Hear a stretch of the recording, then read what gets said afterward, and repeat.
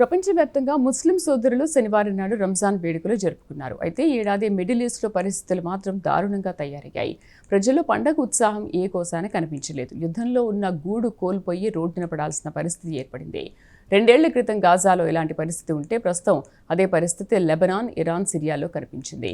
అక్కడి ప్రజల ఇళ్లు ధ్వంసమయ్యాయి. అలాగే పలు చోట్ల వారి ప్రార్థనా మందిరాలు ధ్వంసం కావడం, చేతిలో చిల్లి గవ్వ లేకపోవడంతో పండగ ఉత్సాహం పూర్తిగా నీరు కారిపోయింది. ఆ వివరాలు ఇప్పుడు చూద్దాం.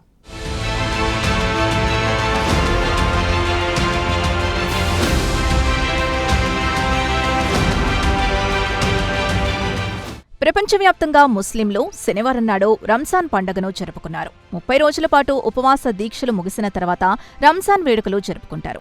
గల్ఫ్ దేశాల్లో అయితే ఒక నెల రోజుల పాటు అక్కడ సెలవులు ప్రకటిస్తారు. అయితే ఈసారి రంజాన్ పండుగ వేడుకలో పశ్చిమ దేశాల్లో ఎక్కడా కనిపించలేదు. యుద్ధం వల్ల ఇక్కడి ఆర్థిక వ్యవస్థ దారుణంగా దెబ్బతింది. ఇరాన్, గాజా, లెబనాన్లో పరిస్థితులు దారుణంగా తయారయ్యాయి.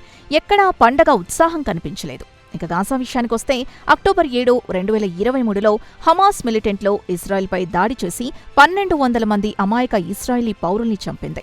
మరో 250 మందిని కిడ్నాప్ చేసి తమ వెంట తీసుకెళ్లిన తర్వాత పాలస్తీనాపై ఇజ్రాయెల్ పూర్తిస్థాయి యుద్ధానికి దిగింది. గాజాను పూర్తిగా నేలమట్టం చేసింది. ప్రజలకు నిలవడానికి నీడ లేకుండా చేసింది. గాజా ప్రజలనెత్తిన రూఫ్ లేకుండా చేసింది. అందరూ తాత్కాలిక గుడారాలు వేసుకుని చలిలో బిక్కుబిక్కుమంటూ కాలం గడపాల్సిన పరిస్థితిని హమాస్ మిలిటెంట్లు తెచ్చారు. ప్రస్తుతం ఇరు దేశాల మధ్య కాల్పుల విరమణ కొనసాగుతోంది. ఇక మిడిల్ ఈస్ట్లో ప్రస్తుతం యుద్ధానికి బీజం పడ్డానికి కారణం హమాస్ మిలిటెంట్లే అని చెప్పక తప్పదు. ఇక సిరియా రెఫ్యూజీల విషయానికొస్తే వారు వాస్తవానికి గోలాన్ హైలట్స్కు చెందినవారు. ఇజ్రాయెల్ మిలిటరీ వారిని తరిమేస్తే వారంతా లెబనాన్ రాజధాని బీరూట్లో తలదాచుకోవడానికి నానా ఇబ్బందులు పడుతున్నారు. ఎక్కడైనా కొంత స్థలం దొరికితే చాలు తలదాచుకోవాలనుకుంటున్నారు. ఇక ఇరాన్పై అమెరికా, ఇజ్రాయెల్లో బాంబుల వర్షం కురిపించిన తర్వాత ఇరాన్కు మద్దతుగా లెబనాన్కు చెందిన హెజ్బొల్లా మిలిటెంట్లు ఇజ్రాయెల్పై రాకెట్లు, డ్రోన్లు, మిసైల్స్తో దాడులు చేశారు. తీరా ఇజ్రాయెల్ ఎదురుదాడులకు దిగి సుమారు 1000 మందిని కాల్చి చంపింది. పౌరుల నివాసాల్ని ధ్వంసం చేసింది. దీంతో సుమారు 10 లక్షల మంది నిరాశ్రయులయ్యారు. వారంతా పార్కుల్లో యుఎన్ ఏర్పాటు చేసిన తాత్కాలిక గుడారాల్లో, కార్లల్లో పడుకొని కాలం వెల్లదీస్తున్నారు.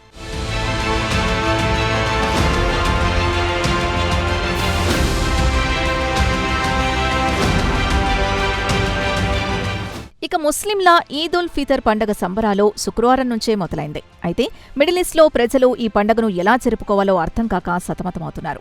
విదేశీ జర్నలిస్టులు స్థానికుల్ని ఈద్ ఎలా జరుపుకోవాలనుకుంటున్నారు అని ప్రశ్నిస్తే వారు చాలా నిరుత్సాహంగా కనిపించారు.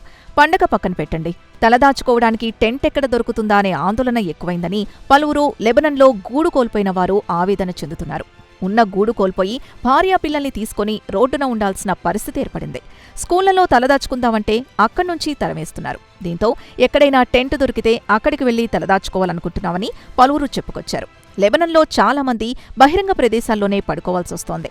కాస్త డబ్బుంటే రెస్టారెంట్లలో కాలం వెల్లదీస్తున్నారు. ఇక చాలా మంది లెబనీస్ ప్రజలు మాత్రం ఈ యుద్ధం ఎప్పుడు ముగుస్తుందా అని 1000 కళ్లతో ఎదురుచూస్తున్నారు. పాలస్తీనాకు చెందిన హమాస్ మిలిటెంట్లు ఇజ్రాయెల్పై దాడి చేసిన తర్వాత నుంచి ఇజ్రాయెల్ అక్టోబర్ 2023 నుంచి నవంబర్ 2024 వరకు లెబనాన్పై దాడులు చేసి పౌరుల నివాసాల్ని ధ్వంసం చేసింది.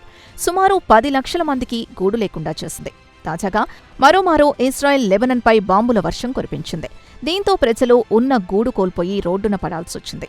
ప్రస్తుతం యుద్ధం జరుగుతున్న సమయంలో ఈదెలా జరుపుకుంటామని వారు ఎదురు ప్రశ్నిస్తున్నారు. ఉండటానికి ఇల్లు లేదు, చేతిలో డబ్బు లేదు, పిల్లలకు దుస్తులు కొనే పరిస్థితి లేదని లెబనాన్లో ప్రజలు వాపోతున్నారు. ఇక ఇరాన్ విషయానికొస్తే శనివారంతో యుద్ధం 4వ వారంలోకి ప్రవేశించింది. యుద్ధానికి ముందు నుంచే ఇరాన్ తీవ్రమైన ఆర్థిక సంక్షోభంలో కూరుకుపోయింది. నిత్యావసర ధరలు విపరీతంగా పెరిగిపోయాయి. ద్రవ్యోల్బణం దాదాపు 50% చేరుకుంది. డాలర్ మారకంతో స్థానిక కరెన్సీ 16 లక్షల రియాల్కు చేరుకుందంటేనే పరిస్థితిని అర్థం చేసుకోవచ్చు. సాధారణంగా రంజాన్కు ముస్లిం దేశాలు సెలవులు ప్రకటిస్తాయి. ఈ హాలిడే సీజన్లో రంజాన్ షాపింగ్ చేస్తూ ఉంటారు. కాగా టెహ్రాన్ ప్రజలు స్థానిక గ్రాండ్ బజార్లో షాపింగ్కొస్తూ ఉంటారు. అమెరికా బాంబుల వర్షంతో ఆ ఏరియా మొత్తం పూర్తిగా ధ్వంసమైంది. ప్రస్తుతం అక్కడ షాపింగ్ చేసే అవకాశం కూడా లేకపోయింది. ఇక ఇరాన్లో విచిత్రమైన పరిస్థితి ఏర్పడింది. ప్రజలు ప్రభుత్వానికి వ్యతిరేకంగా తీవ్ర ఆగ్రహంతో రగిలిపోతున్నారు. జనవరిలో ప్రభుత్వ వ్యతిరేక నిరసనలు ప్రభుత్వం ఉక్కుపాదంతో అణిచివేసింది. సుమారు 30,000 మందిని ఊచకోత కోసింది. కాగా శుక్రవారం నాడు పార్సీల కొత్త సంవత్సరం నవరోజ్ సందర్భంగా ప్రజలు న్యూఇయర్ని జరుపుకున్నారు. కానీ ప్రభుత్వంపై ఆగ్రహంతో ఈసారి ఈ జోలికి పోవడం లేదు. ఇక గాజా విషయానికొస్తే చాలామంది పాలస్తీనియన్లు ఈద్ సంబరాలు చేసుకుందామని అనుకున్నా వారికి ఆర్థిక కష్టాలు వెంటాడుతున్నాయి. ఇజ్రాయెల్తో యుద్ధం వల్ల ఇల్లు కోల్పోయి వారి వ్యాపారాలన్నీ పోయి రోడ్డున పడ్డారు. తాత్కాలిక టెంట్లలో కాలం గడుపుతున్నారు.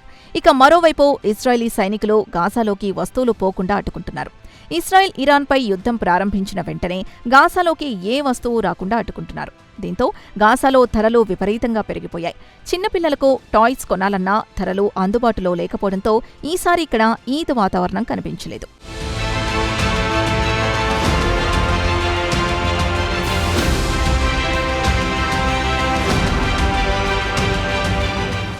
ఇక గాజాలో పరిస్థితులు మాత్రం దారుణంగా తయారయ్యాయి. ఇక్కడి సెంట్రల్ రెమాల్ మార్కెట్కు ప్రజలు వచ్చి తమ ఇంటికి కావాల్సిన పండ్లు, కూరగాయలు కొనుక్కుంటారు. ఈ సందర్భంగా ప్రజలు మార్కెట్లకు పోటెత్తుతున్నారు, కానీ అక్కడి ధరలు చూసి వెనక్కి వచ్చేస్తున్నారు. యుద్ధం తర్వాత పరిస్థితులు పూర్తిగా తారుమారయ్యాయి. ఉన్న గూడు కోల్పోయి ప్రస్తుతం టెంట్లలో కాలం గడుపుతున్నారు. మార్కెట్లో ధరలు చూసి చాలామంది కనీసం పళ్ళు, కూరగాయలు కూడా కొనుగోలు చేయకుండా ఖాళీ చేతులతో తిరిగి వెళ్లిపోవాల్సిన పరిస్థితి ఏర్పడింది. కేవలం సంపన్నులు మాత్రమే పండ్లు, కూరగాయలు కొనగలరు. నాలాంటి పేదలు కొనలేరని ఓ 62 ఖాలిద్ అనే వ్యక్తి దీనంగా చెప్పడం విదేశీ కరెస్పాండెంట్లను కూడా కదిలించింది. యుద్ధం కంటే ముందు తనకు సూపర్ మార్కెట్ ఉండేదని చెప్పుకొచ్చాడు. యుద్ధానికంటే ముందు ప్రతి ఏడాది ఈద్ సందర్భంగా తన కూతుళ్లకు, తన చెల్లెళ్ళు, అక్కళ్లకు 3000 షెకిల్స్ లేదా $950 ఇండియన్ కరెన్సీ ప్రకారం చెప్పుకోవాలంటే దాదాపు 90,000 రూపాయల గిఫ్ట్లిచ్చేవాడినని చెప్పుకొచ్చారు. పిల్లల కోసం కొత్త దుస్తులు, స్వీట్స్, చాక్లెట్స్ని కొనిచ్చేవాడినని ఖలీద్ గతాన్ని నెమరవేసుకున్నాడు. మరి ఈసారి ఆ అవకాశం లేకుండా పోయిందని వాపోయాడు. గాజాలో దాదాపు అందరి పరిస్థితి ఇలానే ఉంది. ఈసారి ఈద్ లేదని షరీం అనే 3 పిల్లల తల్లి తన ఆవేదన వ్యక్తం చేశారు. గత 2 ఏళ్ల నుంచి తాము తీవ్ర ఇబ్బందులు పడుతున్నామన్నారు. యుద్ధం వల్ల తమ కనీస అవసరాలు తీరటం లేదు. తాను, తన భర్త కలిసి యుద్ధంలో ధ్వంసమైన తన 4 గోడల మధ్య నివసిస్తున్నాం. ఇతరులతో పోల్చుకుంటే తమ పరిస్థితి నయం. తన భర్త వంట చెరుకు తెస్తే దానిపై వండుకోవాల్సొస్తుందని చెప్పారు. ప్రజల పరిస్థితి మాత్రం దారుణంగా ఉందని చెప్పారు. రోడ్లపై ప్రజలు నైలాన్ టెంట్లలో కాలం గడుపుతుంటే తన మనసు కలిచేస్తోందన్నారు. యుద్ధానికి ముందు ఎంతో దర్జాగా బతికిన వారు ప్రస్తుతం రోడ్డుపై టెంట్లు వేసుకుని కాలం వెళ్లదీసేవారు ఈద్ సంబరాలు ఎలా చేసుకుంటారని ఆమె ఎదురు ప్రశ్నిస్తున్నారు. గతేడాది నెతన్యాహు ఈద్ సంబరాలపై నీళ్లు చల్లితే ఇప్పుడు ట్రంప్ వంతొచ్చిందని సాధారణ ముస్లింలు తనలో తాను కొనుక్కుంటున్నారు. ప్రైమ్ 9 తరపున ముస్లిం సోదరులకు, సోదరీమణులకు ఈద్ ముబారక్.